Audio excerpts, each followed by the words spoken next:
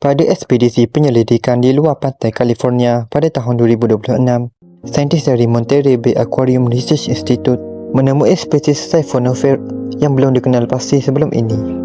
Siphonophore merupakan koloni yang terdiri daripada banyak zooid, iaitu unit-unit khusus yang bekerjasama dan berfungsi seperti satu organisma. Sebagai contoh, bahagian tertentu digunakan untuk pergerakan, bahagian lain untuk menangkap makanan, manakala yang lain lagi untuk menjalankan fungsi pembiakan.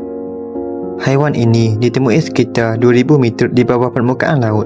Bentuknya luksina dan memanjang, dengan sesungguh yang mempunyai struktur bercahaya yang menyerupai berudu kecil. Spesies baharu ini dipercayai menggunakan cahaya pada sesungguhnya sebagai umpan. Dalam laut dalam yang sangat gelap dan kekurangan makanan, cahaya kecil boleh menarik ikan atau mangsa lain supaya datang mendekat sebelum sesungguhnya menyambar mangsa tersebut. Tetapi sebelum itu, gambar rasmi spesies baharu ini belum dilepaskan kerana saintis masih menjalankan dokumentasi lanjut terhadap penemuan tersebut.